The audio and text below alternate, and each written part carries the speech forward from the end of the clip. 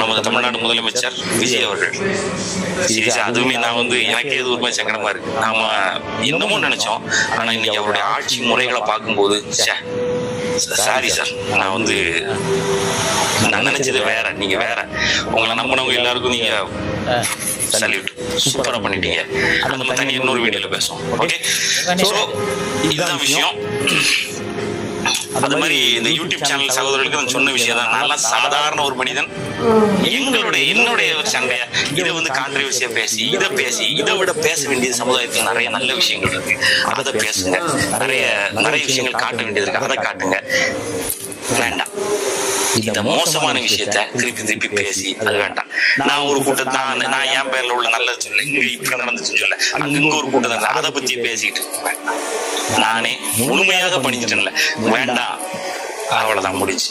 இதை மறந்துருங்க. இதை மறந்துட்டு அடுத்த நல்ல விஷயத்துக்கு